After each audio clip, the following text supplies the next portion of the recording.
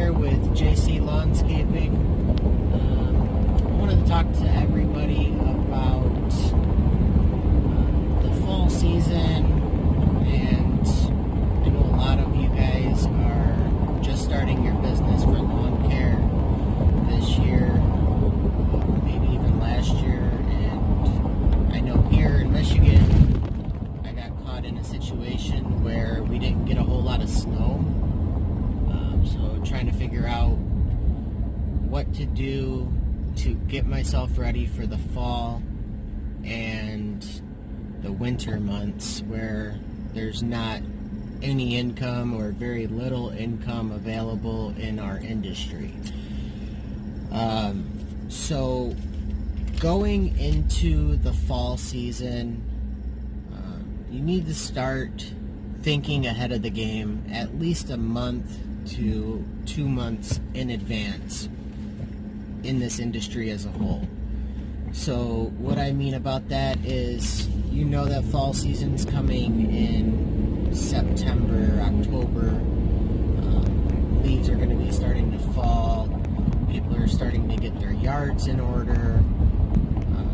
Trying to reach out to your customers and making sure that you can try to get an upsell any way that you can to get extra work.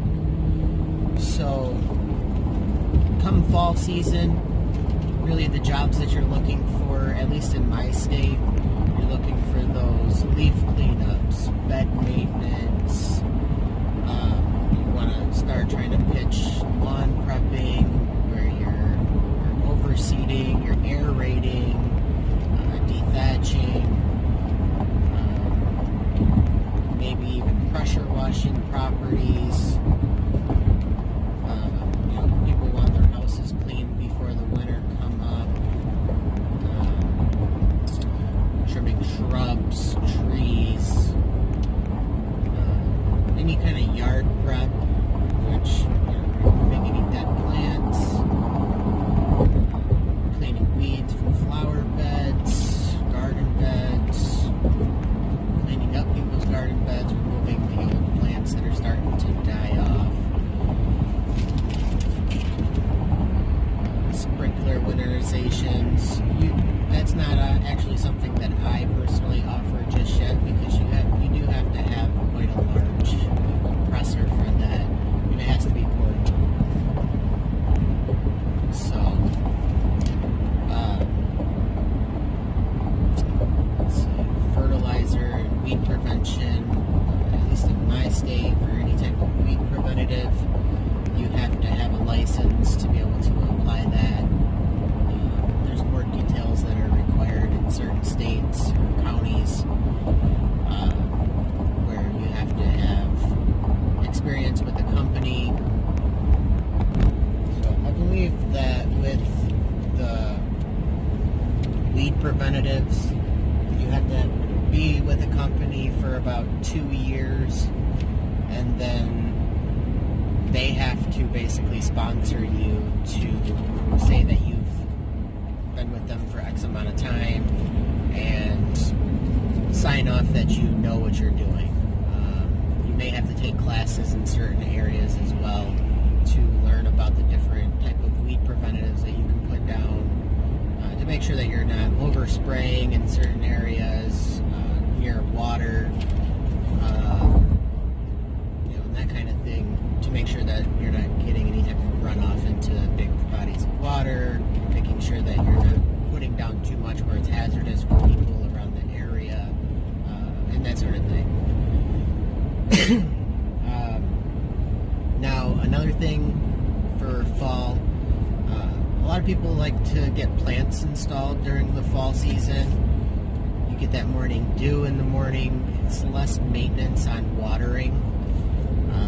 You still have to water these plants to get them to root into the ground, but it's not as much maintenance that's required for the installation of these plants. So installing bulbs or even some trees or shrubs, fall season is usually the best time to do that. Also, I know in my area, and I'm pretty sure throughout much of the U.S., people have like plants like arborvitaes. Those type of plants, they're usually required when it gets colder. If you're in a colder climate, like Michigan, we get quite a bit of snow out here. Arborvitaes, they should be getting wrapped in a burlap. It helps to keep the plants safer during the wintertime. Stops it from getting too cold, or even stops it from a lot of snow gathering on top of that plant where it could bend and snap, break off. So a couple other things. During the fall season, you want to start getting your snow accounts together. You want to start reaching out to any of your residential or commercial accounts that you may take care of. Also, you want to start networking out and trying to talk to other commercial properties or do advertisement for snow removal. That is, if you get snow in your state. Michigan, the last couple of years, we've been averaging about 10 to 12 snowfalls per year. So it's not a lot of snow it's not a lot of snow occurrences, but you can make decent amount of money. Now, you want to start getting your contracts together. You want to start you want to start networking out to these people and start setting up those accounts so you know what you have coming in. You want to try to diversify all of your accounts if you can. What I mean by that is you're going to want some customers that are going to pay per snow occurrence. I usually lay my accounts out 1 to 4 inches, 4 to 8 inches, and then anything 8 inches plus. Those are all separate tiers of pricing. Salt, I do as a completely separate.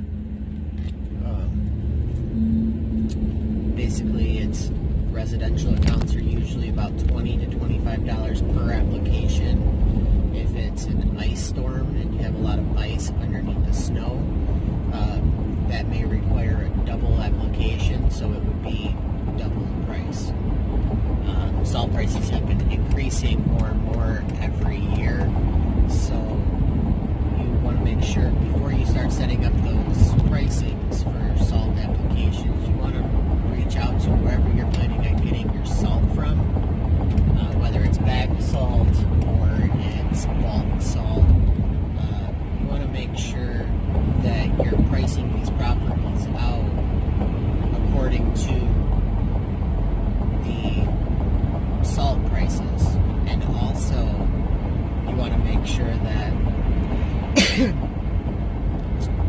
you also set yourself up for a spot where especially if you're getting bulk salt, you want to be able to adjust yourself for inflation, for low supply. It seems like some areas around me, they're having a shortage towards the middle or towards the end of the season on their salt. So the prices are going up mid-season or towards the end of the season. So you want to make sure that you have a good understanding of that. Now, for people that don't really have snow in their area, or they don't want to do snow just yet, they don't want the wear and tear on their vehicle, there are other things that you can do in the off-season to be able to make extra income. One thing that I've signed up for recently was I signed up through DoorDash, and they've recently made some changes to their pay scale. So maybe on the weekends I'll go out and go deliver food for a couple of hours, and I'll average anywhere from 25 to 35 bucks an hour. Again, it's still putting wear and tear on your vehicle, but it's something to do if you have a little 4-cylinder car. It'd be great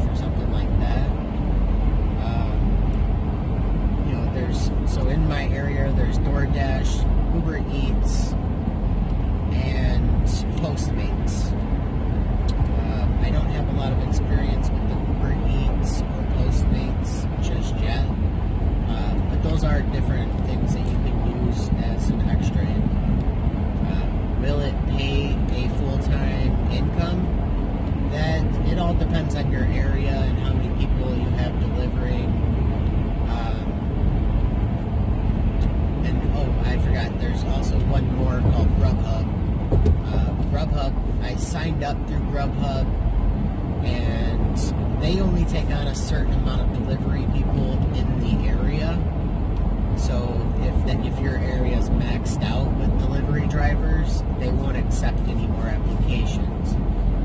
So what they told me was that if something comes available, that they'll send me an email, and you only have 48 hours, I think it was, to respond to them to reserve your spot.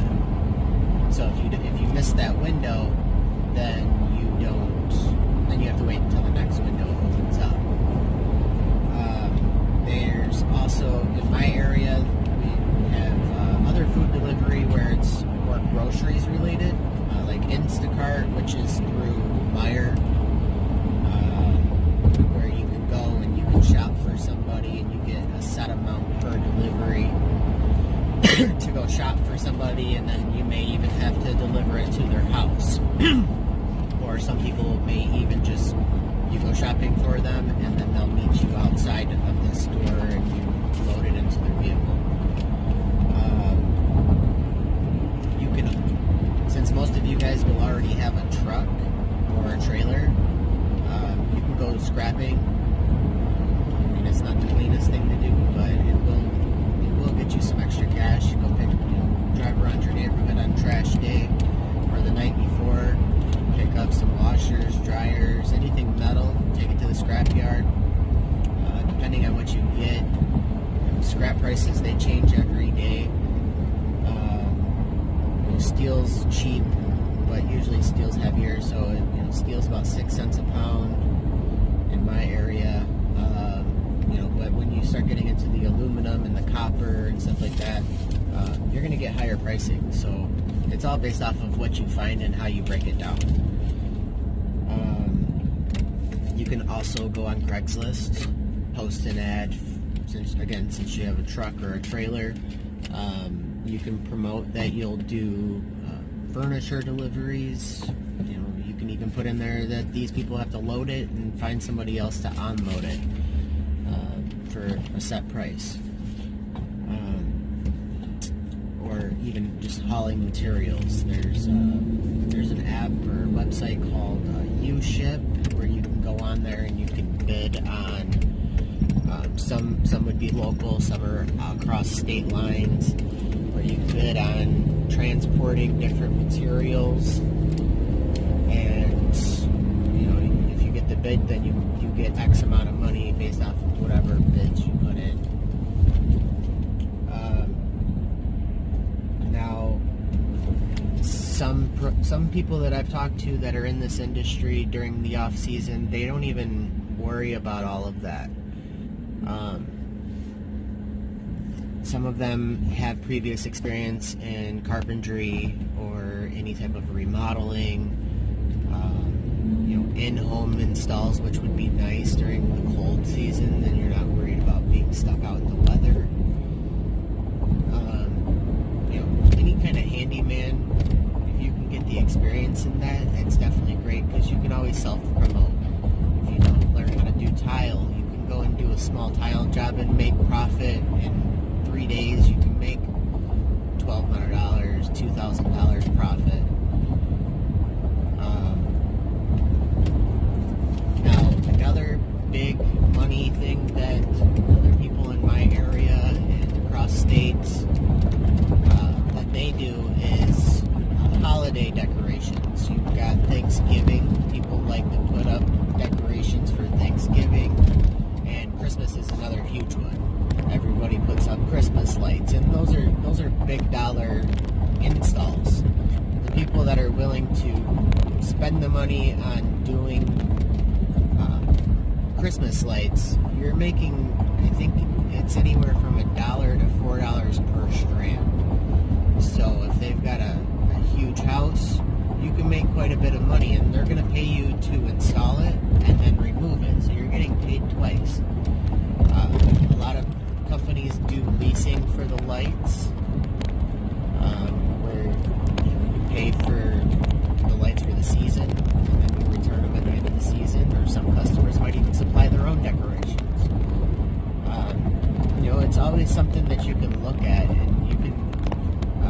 put some references into this in this video here, and they can help you guys out with pricing in your area.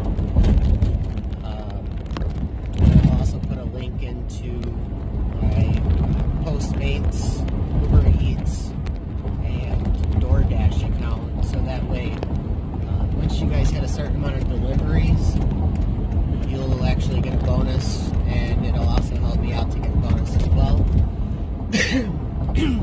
So if you're watching this video and there's anything else that you guys do to make money during the off season, put it in the comments. Let me know. I mean, I'm definitely interested.